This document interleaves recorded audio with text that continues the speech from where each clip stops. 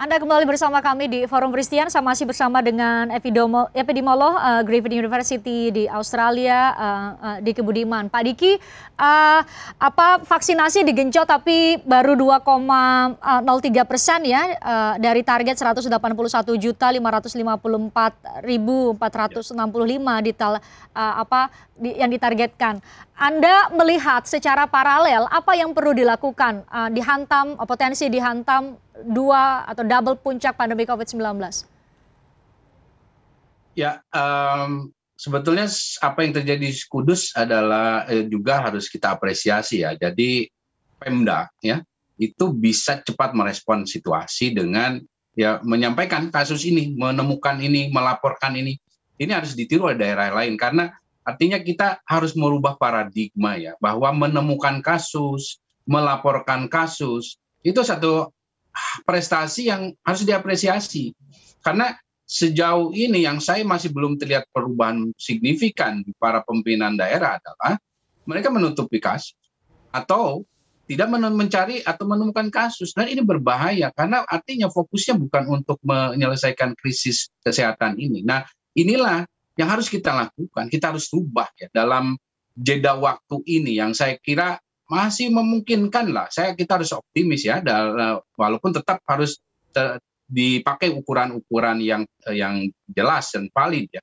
Artinya penguatan di kapasitas deteksi dini ya, testing ini. Kalau tidak mampu melakukan testing, yang penting adalah misalnya dengan adanya program kunjungan rumah ya, karena begini, masalahnya penduduk kita ini 80% kurang lebih kalau sakit di rumah dan ngobatin sendiri. Nah, perlu ada kunjungan rumah ini untuk menemukan kasus-kasus yang ya tidak ditemukan karena mereka lebih banyak diam-diam di rumah ini. Nah, dengan menemukan ini kalau nggak perlu dites pun nggak apa-apa. Kalau nggak ada dana maksud saya.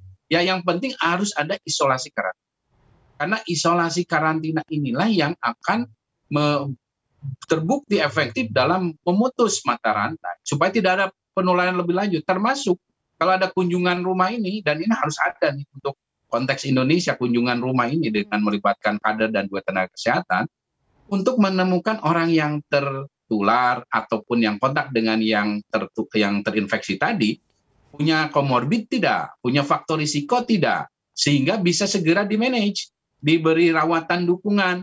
Kalau tadinya diabetes, saya jarang minum, dikendalikan, hipertensinya dan lain sebagainya, sehingga tindakan dini yang cepat ini, penemuan disebut dengan active case finding ini, akan mencegah lonjakan kasus ke rumah sakit. Karena seberapa banyak pun kita tambah bed okupansi kita di rumah sakit, nggak akan cukup. Kalau sudah meledak, nggak akan cukup. Kita belajar sangat jelas dari India. Nah, oleh karena itu, kita harus lakukan ini di rumah-rumah, deteksi dan cegah, termasuk saya kira perlu ada juga satu isolasi karantina fasilitas yang ya mohon maaf, kita harus tahu bahwa stigma Wisma Atlet itu tidak bagus ya, karena di masyarakat ketika misalnya bicara Wisma Atlet takutnya, sehingga dia diem.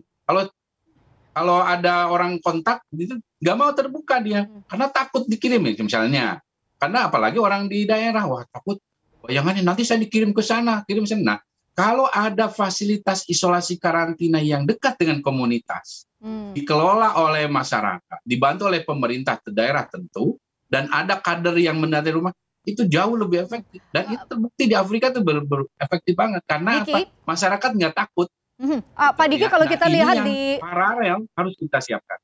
Pak Diki, kalau kita lihat setidaknya di Kudus kan diarahkan untuk isolasi mandiri, bahkan ada satu keluarga kalau memang terpapar isolasi mandiri di rumah atau disediakan beberapa tempat yang kemudian dijadikan tempat untuk isolasi. Menurut Anda itu lebih efektif ketimbang mendorong semuanya ke rumah sakit begitu untuk saat ini?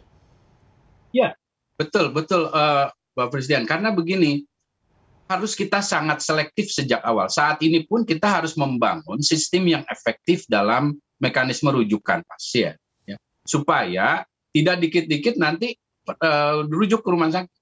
Bahkan harapannya, saya sudah sampaikan ke Kementerian Kesehatan bahwa setiap daerah punya bumper dulu ya di tingkat komunitas yang tadi Apa mau wisma dibikin apa wisma daerah situ dibikin sebagai fasilitas semacam wisma atlet ya. Tapi karena dekat dengan komunitas dan juga dia familiar dengan tempatnya, itu akan lebih memudahkan.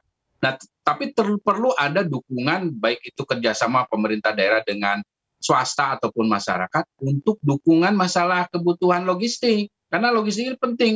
Kalau enggak orang akan keluar dari program 2 minggu itu. Karena perlu kebutuhan dasar hidup kan, makanan dan sebagainya. Nah ini yang harus dijaga dan ini efektif loh, efektif. Pak Diki di awal tadi kami coba ini sempat efektif di awal-awal. Pak Diki tadi kami di awal coba memberikan satu pertanyaan, apakah saatnya atau ini saatnya kita kembali menarik rem darurat dalam arti kebijakan-kebijakan lockdown, mikro lockdown itu kan sudah dilakukan oleh beberapa kepala daerah yang wilayahnya masuk zona merah. Menurut Anda saat ini dalam skala atau melihat kondisi terkini, kebijakan apa? Lockdown, pembatasan sosial dengan segala jenis mikro, pembatasan sosial berskala tertentu begitu di setiap daerah, atau ada langkah lain menurut Anda yang seharusnya dilakukan? Kalau kita bicara merespon varian Delta, fakta sains sejauh ini yang membuktikan bahwa negara yang berhasil efektif meredam itu menggunakan 3 kombinasi strategi. Penguatan aspek 3T-nya, kemudian melakukan program vaksinasi secara masif, dan lockdown. 3 kombinasi ini efektif ya, efektif. Tapi 3 kombinasi ini mahal untuk Indonesia karena pertama, kalau bicara lockdown atau PSBB ya dalam bahasa regulasi kita, itu perlu banyak sekali amunisi lah dalam melakukan ini, apalagi kemampuan antar daerah yang tidak seragam. Nah ini yang harus artinya disiapkan skenario ini, karena bagaimanapun kalau bicara potensi ledakan kita harus siap dengan skenario itu.